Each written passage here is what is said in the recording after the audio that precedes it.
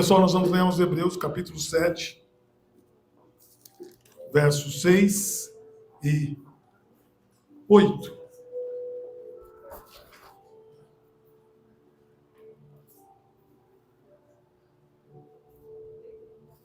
Hebreus, capítulo 7, versos 6 e 8. Hebreus 6. 7. É.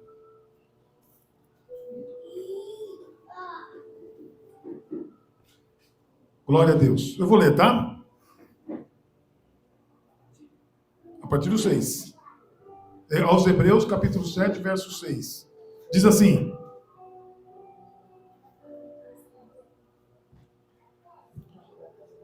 Contudo, este homem que não pertencia à genealogia de Levi, recebeu os dízimos de Abraão e abençoou aquele que tinha as promessas. Evidentemente, não pode haver qualquer dúvida de que o inferior é abençoado pelo superior. No primeiro caso, são homens mortais que recebem o dízimo. No outro caso, entretanto, é aquele de quem testifica e vive. Amém? Amém. Glória a Deus. Queridos, nós vamos falar aqui a respeito de dois sacerdotes. E antes de nós falarmos a respeito dos dois sacerdotes, eu quero dizer para vocês que a Bíblia registra muitas alianças. Alianças de Abraão, alianças com Noé, um pouquinho antes, aliança com a criação, e várias outras alianças a Bíblia registra. Mas eu quero lembrá-los que esse texto, que nós não vamos fazer um método analítico, você analisa o texto na sua íntegra. Nós queremos falar a respeito do capítulo 7, 6 e 8, mas eu dou um pulo no 12 para vocês entenderem. Pois mudando o sacerdócio, obrigatoriamente ocorre também mudança da lei. O que nós entendemos aqui que esse texto está tentando passar aqui em Gênesis? Lá no Antigo Testamento, houve um encontro entre Abraão e Melquisedeque. Quem era Melquisedeque? Um homem que não tinha origem, não tinha família, não tinha filhos, não tinha parentes, não tinha conhecidos, mas ele era um homem de Deus e sacerdote eterno. Eu gostaria que nós observássemos uma coisa aqui muito interessante. Se ele é sacerdote eterno, o que aconteceu no encontro entre Abraão e esse homem que era visto como sacerdote? Eu entendo o seguinte: esse homem, ele simplesmente olhou para Abraão, Abraão olhou para ele, e ele simplesmente observou o cenário. Abraão trouxe para ele pão e vinho. Por que eu estou falando isso? Porque nós estamos no culto de ceia. E no culto de ceia, uma das coisas mais importantes que deve ser trabalhado é qual a origem da ceia. Por que nós ceiamos? Então nós vemos um encontro muito abençoado entre o rei Melquisedeque, que recebeu o pão e o vinho trazido por Abraão. Ao mesmo tempo, quem é esse Melquisedeque? Era um cananeu, rei de Salém. Salém, para quem entende um pouco do hebraico, toda vez que a gente falar do termo Salém, quer dizer, tem muita ligação com Jerusalém. E ele era rei de Salém. Era sacerdote de Elion. Elion é um nome hebraico de Deus também, que quer dizer Deus Altíssimo. A pergunta é, o porquê aconteceu esse encontro? Qual foi o motivo que houve esse encontro? Porque o sacerdócio terreno, quando começou? Que época que começou? Começou com Arão e com Moisés.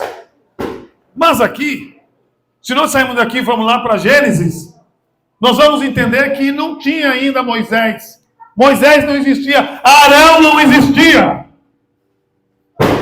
Arão não existia. E por que então esse homem é sacerdote?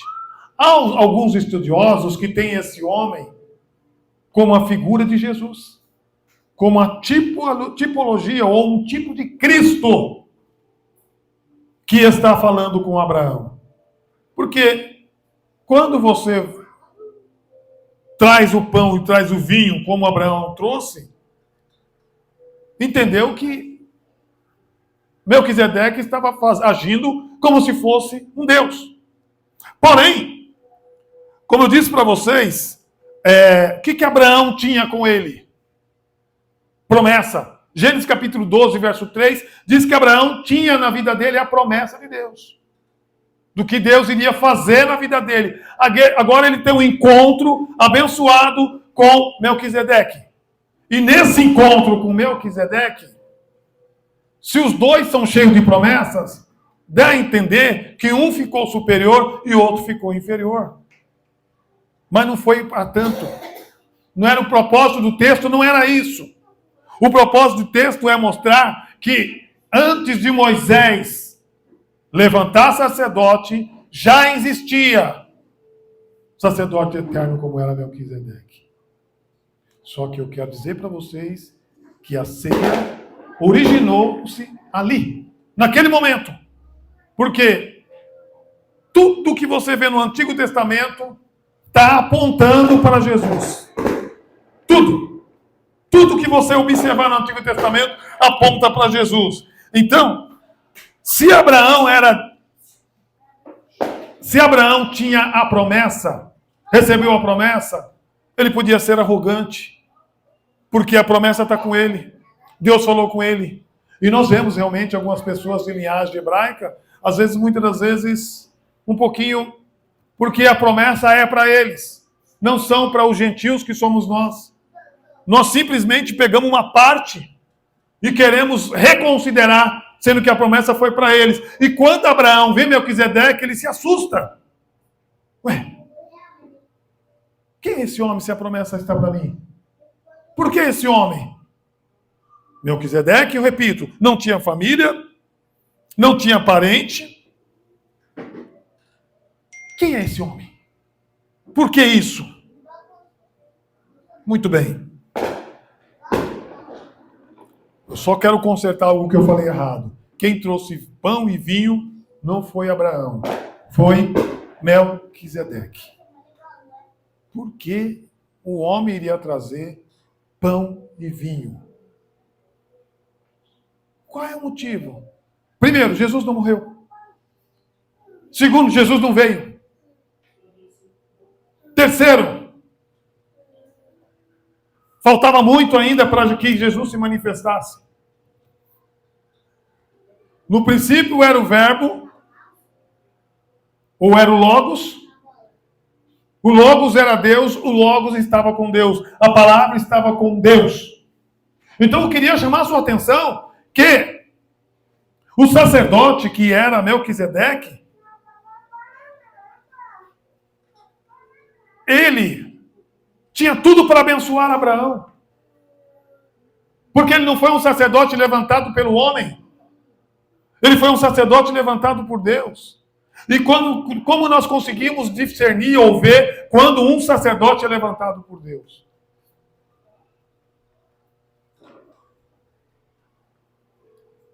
Versículo 8. No primeiro caso, os homens mortais que recebem o dízimo. No outro caso, entretanto, é aquele quem se testifica e vive. Quem recebeu o dízimo era um homem imortal. Quem falou com Abraão era um homem imortal. A pergunta é, por que Abraão foi dar dízimo, trazer dízimo, devolver o dízimo para Melquisedeque. Aí, no versículo 12, pois, mudando o sacerdote, obrigatoriamente, ocorre também mudança de lei. Quando que o sacerdote mudou? Quando Moisés levantou vários sacerdotes para cuidar do templo, para cuidar das tendas.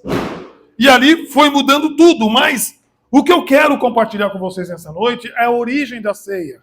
Que nós muitas vezes entendemos que a ceia começou lá no Novo Testamento, mas ela começou aqui no Antigo Testamento. Hebreus é simplesmente um resumo do Velho Testamento. Carta que se deduz que quem escreveu foi Paulo, mas é só um resumo do Antigo Testamento. E aqui nós vemos falando do sacerdote eterno, que era Melquisedeque, e vemos também falando do sacerdote normal, que era o sacerdote da linhagem de Moisés. Aí alguém pergunta, por que eu tenho que saber disso? Por que eu tenho que entender isso? Porque às vezes nós baseamos que Jesus instituiu a ceia e que começou ali. Não, começou aqui.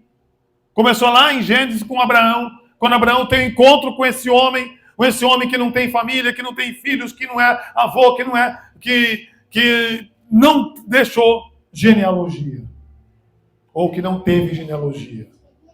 Então chama muita atenção que esse homem, ele é diferente de qualquer outro sacerdote. O sacerdote levantado por Moisés eram terrenos, eram mortais. Os sacerdotes levantado por Deus, como é o caso de Melquisedeque. Ele não precisou passar nem pelo vale da sombra da morte. A morte não teve encontro com ele, porque ele é eterno. Se nós quisermos entender bem, nós vamos perceber que a origem da ceia é ali. Hoje nós falamos, vamos para a Santa Ceia, vamos para a Eucaristia. Eucaristia e Santa Ceia é a mesma coisa. O que nós estamos simplesmente fazendo aqui? Relembrando a morte de Jesus. Estamos procurando relembrar. Mas aí, como pode Melquisedeque trazer vinho e suco, tendo que Jesus não morreu? Como explicar isso? Jesus não havia morrido. E ele vai para Abraão com suco, ele vai para Abraão com pão, porque tudo apontava para Jesus que viria e iria morrer por todos nós. Às vezes nós não valorizamos. Mas se nós entender o que aconteceu na morte de Jesus, como foi a morte de Jesus, o porquê da morte de Jesus, nós vamos valorizar muito mais. Era para cada ceia que tivesse, nossos olhos lacrimejar, porque foi algo fora do normal que aconteceu com Jesus. Então, o que está acontecendo aqui com o sacerdote eterno, ele está apontando para Jesus o que iria acontecer com Jesus, como se fosse algo profético, o que iria acontecer lá na frente. E que muitos de nós estaríamos, um dia como hoje, 7 de abril de 2024, celebrando a morte de Jesus. Para um bom entendedor, a morte e a ressurreição de Jesus, ou a Santa Ceia, começou, como a pastora disse no domingo passado, no culto de Páscoa, em São Lucas 22, quando foi instituído a ceia. Mas nós vemos aqui na Bíblia, acabamos de ver que Melquisedeque e Abraão fizeram também uma ceia. Para quê e por quê? Porque apontava para Jesus. E se nós pensarmos bem, quais foram os outros personagens bíblicos que apontavam para Jesus? Isaías 53, como o cordeiro morto foi levado ao matadouro. Está apontando para quem? Para Jesus. E Jesus ainda não tinha morrido, não tinha partido, não tinha passado pelos 3 estágios: prisão,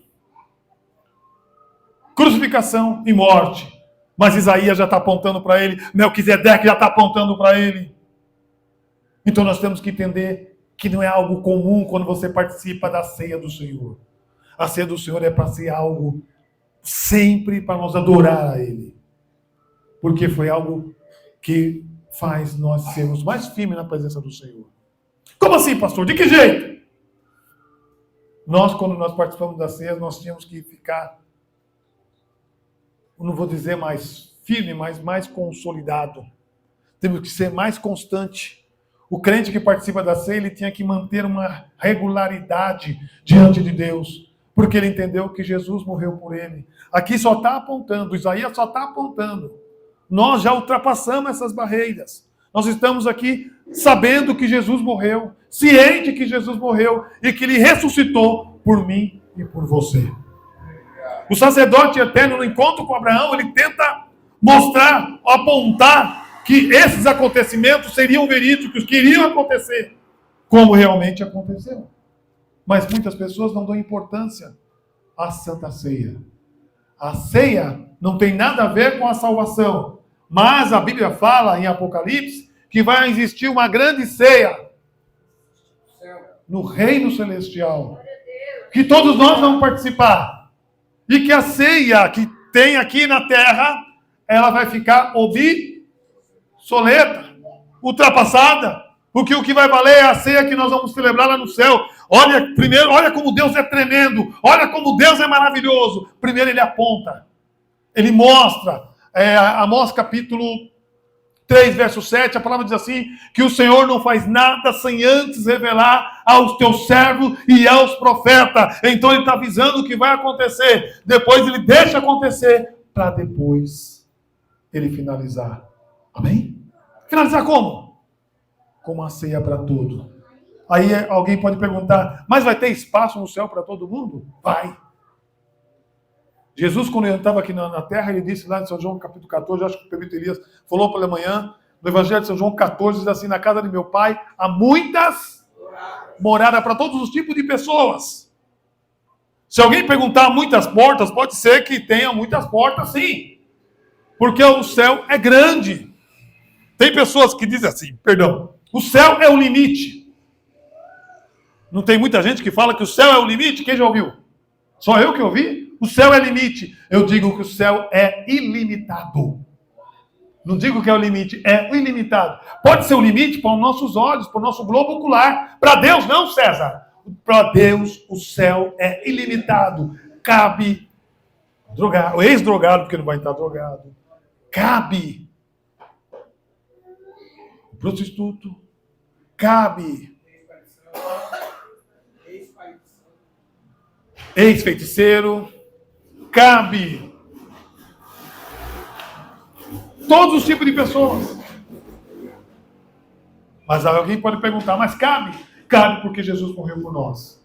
Aí eu concluo essa mensagem dizendo o seguinte, nós valorizamos a morte do sacerdote eterno? Porque se apontava para Jesus, Jesus é o sacerdote eterno, não é Melquisedeque. Jesus é superior a todos os sacerdotes.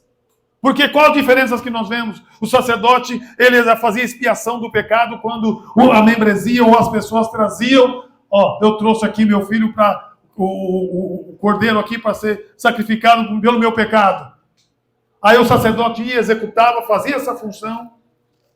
Mas Jesus, ele se fez pecador, ele se fez cordeiro por causa de mim e de você. E muitas das vezes nós não valorizamos isso. Muitas das vezes nós não entendemos isso. Quem valoriza não perde ceia. Cristão que perde ceia é porque ele não entendeu, não compreendeu o valor da morte, da crucificação, morte e ressurreição de Jesus. O texto que nós lemos, com base lá em Gênesis, eu estava apontando. Aqui aos Hebreus já passou. A carta aqui escrita aos Hebreus já tinha ocorrido. Mas se você ler no capítulo 7, depois você leia na sua casa, traz um paralelo entre o sacerdote terreno e o sacerdote eterno. Quem é o sacerdote eterno? É Jesus. Melquisedeque, ele foi uma tipologia de Cristo. O sacerdote eterno é Jesus. O que o sacerdote eterno tem a fazer por nós? A Bíblia diz assim que o sacerdote eterno levou sobre si as nossas dores, as nossas enfermidades. O castigo que nos trouxe a paz estava sobre ele. Era ele que levou os nossos pecados. Os outros sacerdotes conseguiam levar o nosso pecado? O sacerdote eleito, crescido por Abraão, numerado por Abraão, perdão, por Moisés, eles conseguiam levar o nosso pecado? Jesus se fez de pecador, se fez de cordeiro para levar o pecado da humanidade. Pergunto para vocês, qual o sacerdote que fez isso? Não tem.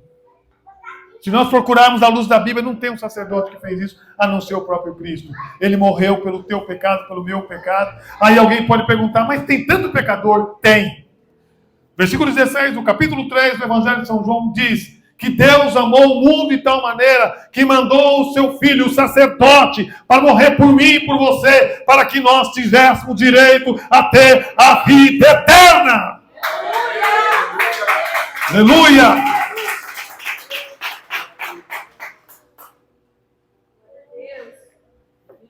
Então eu posso dizer que Ele é o nosso sacerdote eterno. E o sacerdote eterno, o que Ele vai fazer por nós agora? Vamos olhar futuramente, o que Ele vai fazer por nós? Nenhum sacerdote falava de futuro, Jesus falava de futuro. Não ficará pedra sobre pedra que não seja derribada. O sacerdote falava de coisas que iriam acontecer futuramente. Alguém pode falar, mas Nostradamus também falou. O francês Nostradamus. Mas qual que você confia? Nostradamus, qual que você confia? Cleópatas, qual que você confia? Em outros filósofos gregos? Ou nós confiamos no maior dos filósofos, que é Jesus? Prefiro confiar no maior dos filósofos, que é Jesus, porque Ele é o sacerdote eterno. Esse sacerdote eterno, no mesmo livro de Hebreus, ele fala que ele é onisciente, onipotente, onipresente. O sacerdote terreno, ele não tinha condições de estar ao mesmo lugar ao mesmo tempo, mas o sacerdote eterno tinha, porque ele é poderoso, ele é Deus. Louvado é o nome de Jesus. Às vezes não entendemos o que o sacerdote eterno pode fazer por nós. Se nós passarmos a entender o que o sacerdote eterno vai fazer por nós, nós vamos regozijar. Nós vamos se alegrar. O tema da mensagem dessa noite é o sacerdote eterno versus o sacerdote mortal. Conseguem falar comigo isso? Um de vocês? O sacerdote mortal, já está dizendo, é um mortal. O sacerdote eterno, ele passou pela morte. A Bíblia diz que ele foi até o inferno. Qual é o sacerdote mortal que vai ao inferno? Não vai. Por isso que nós, quando participamos da ceia, nós temos que lembrar, Ele é eterno. Vocês conseguem dizer? Ele é eterno. Está muito fraquinho. Ele é eterno. Ele é eterno. Temos que entender que Ele é eterno. Por isso estamos aqui nesta noite. Para lembrar que Ele é eterno. Glória a Deus. Aleluia. Sendo Ele sacerdote eterno, nós não temos que preocupar com nada. Glória a Deus. O sacerdote eterno vai cuidar de tudo. O sacerdote eterno falou assim, no mundo tereis aflições. Versículo 33 do capítulo 16 de São João. Mas foi o sacerdote eterno que falou. O sacerdote eterno falou, vós sereis perseguidos por amor do meu nome. O sacerdote eterno ainda falou que aquele que perseverar até o fim será saiu dos lábios sacrossantos do sacerdote eterno. Quando mataram e imolaram ele, acharam que era o fim. Quando o sacerdote eterno nasceu, seguiram uma luz vindo no alto. Olhem para cá. Seguiram. Foi até lá. Levaram mirra, levaram presentes, levaram muitas coisas. Porque sabiam que ali estava surgindo no mundo, no planeta, o sacerdote eterno. O sacerdote eterno é dono da vida. O sacerdote eterno falou assim, eu sou a ressurreição e a vida. Capítulo 11, versículo 25 do Evangelho de São João. Por isso que ele é o sacerdote eterno. Ele tem a vida. Aleluia! Aleluia! Nenhum sacerdote tem condições de dar a vida. Podemos procurar, podemos pesquisar, podemos investigar, podemos fazer qualquer coisa, mas o sacerdote eterno é Jesus. Se você for procurar em outras religiões, ao encalço de outros sacerdotes, você não vai encontrar. Nenhum chega aos pés do sacerdote eterno que é Jesus. Por isso valorize, de novo, por isso valorize quando você for participar do corpo e do sangue de Jesus, pós-orado, você está tomando o sangue do sacerdote eterno. Pós-orado, você está comendo a carne do sacerdote eterno.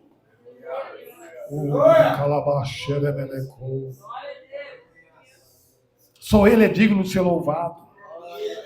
Só Ele é digno de ser glorificado. Por uma luz procuraram Ele. Acharam, é aqui. Acharam Ele. Como eu disse anteriormente, entregaram mirra, entregaram presente. Mas quando ele também foi preso, quando ele também foi crucificado, quando ele também morreu, quando ele disse, o sacerdote eterno disse por dizer, Pai, entrega o meu espírito. Quando ele disse, entrega o meu espírito, ele disse, está tudo acabado, está tudo consumado, mas ele é o sacerdote eterno. Se ele falou isso, porque ele sabia que ele podia voltar, como ele voltou, quando as mulheres foram ao sepulcro procurar e não encontraram ele, porque ele ressuscitou. O sacerdote eterno está vivo. Aleluia. Diga, ele não morreu. Ele não morreu. Ele é o sacerdote eterno. Às vezes nós não valorizamos. As pessoas que estão nos caminhos do Senhor, que servem a Deus, deviam entender que o sacerdote eterno não morre. Ele é imortal. Ele é ressurreto. E nós muitas vezes não valorizamos o que o sacerdote fez por nós. Por que os 10 leprosos foram todos curados e apenas um voltou? Porque ele não entendeu ainda que aquele era o sacerdote eterno. Porque quando você vê um crente que fala assim, de Jesus eu não largo, porque esse crente entendeu que Jesus é o sacerdote eterno em tudo na vida dele. Uma pergunta que não pode calar. Nós temos tudo para abandonar Jesus. Seja sincero. Nós temos tudo para deixar Jesus de lado. Mas quando nós entendemos que Ele é o sacerdote eterno, nós falamos, não dá. Sem Jesus não dá. Sem esse sacerdote não dá. Ele é tudo. É Ele que nos dá prazer de viver. Não tem momento que você fala assim, eu não aguento mais essa vida. Não aguento mais minha família. Não aguento mais meus filhos. Não aguento mais meus pais. Mas pelo sacerdote eterno nós aguentamos tudo. Porque o que o sacerdote aguentou, nós não temos condições de aguentar. Mas ele aguentou por todos nós. Aleluia. Ele é o sacerdote eterno. Eu disse para vocês que nós íamos trabalhar o sacerdote eterno versus o sacerdote mortal. O sacerdote mortal só pegava o cordeiro, matava e dizia, está perdoado os teus pecados. O sacerdote eterno, ele se fez, ele doou a vida lá na cruz, por mim e por você. Foi lancetado, entregou o Espírito, mas a própria natureza, a própria criação entendeu que aquele era o sacerdote eterno. A criação, não, o que nós entendemos que ele não estava aceitando o estilo, a morte, o jeito, a maneira como o sacerdote eterno morreu. E hoje, as pessoas ainda não entendem por que ele é o nosso sacerdote eterno. Nós precisamos valorizar esse sacerdote eterno pelo que ele fez. Não importa se você chamou alguém e alguém vai lá no PG e não fica. Quando eu digo você que está atrás da tela, na cela ele não fica. Porque a pessoa ainda não foi dado a entender, não foi revelado. Por que Nicodemos foi ter com Jesus à noite, mas ao mesmo tempo ele estava entendendo esse homem diferente? Ele estava captando o grau cognitivo dele. Quando eu falo grau cognitivo, eu estou dizendo que a mente dele estava captando. Esse homem é diferente. Ele deve ser eterno. Todos os seguidores de Jesus entenderam. Esse homem é diferente. Ele é eterno. Qual era a maior preocupação de Jesus? Jesus sabia mesmo sendo eterno, que os discípulos iam enfraquecer. E Jesus, como sacerdote eterno, lhe dá uma palavra de encorajamento. Não turbe o vosso coração. Dentro do mesmo versículo, do mesmo capítulo, ele fala: eu vou enviar algo para consolar vocês. Vocês não vão ficar sem mim. Ele quis dizer mais ou menos isso. Vocês não vão ficar sem mim. Eu vou enviar o Espírito Santo. Ele vai cuidar de vocês. Ele vai direcionar vocês. Ele vai dar o caminho para vocês. Qual foi o sacerdote que disse que alguém seria enviado para direcionar o caminho? Não teve, porque eles são mortais. E o espiritual, o imortal, ele falou que vai dirigir o nosso caminho. Aleluia. Mas foi o sacerdote imortal que falou. Nós temos que valorizar esse sacerdote. Se vocês pensarem o que eu estou sentindo aqui em cima do altar, é coisa tremenda. É muito gostoso. Alguns de vocês eu percebo que estão sentindo algo gostoso, algo diferente. Porque Deus vai falar com essa igreja. Pode marcar que Deus vai falar com essa igreja. Como falou hoje, como Deus falou com vocês. Amém? A aplicabilidade do texto é o seguinte: o sacerdote eterno é sempre eterno. Se você pensa que ele está longe de você, ele está do teu lado, porque ele é eterno.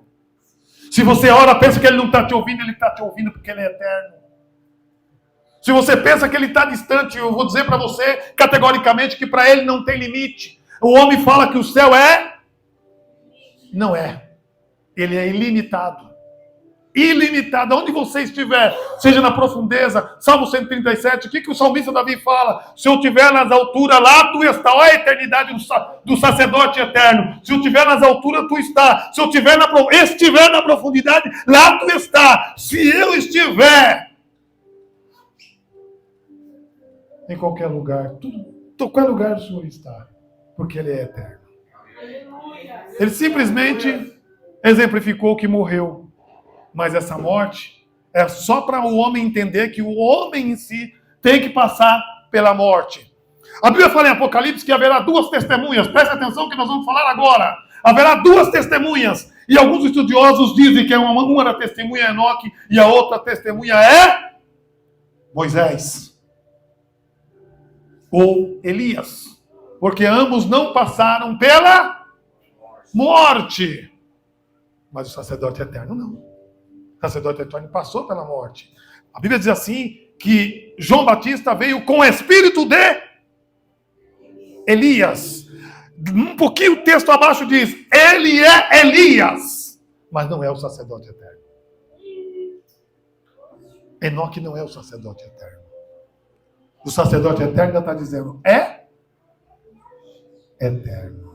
É o Senhor Jesus. Para nós concluir, digam, o sacerdote eterno é o Senhor Jesus. Mais uma vez, o sacerdote eterno é o Senhor Jesus. Que Cristo Jesus nos abençoe. Que Cristo Jesus leve nós refletirmos que o Senhor é o sacerdote eterno. Aleluia.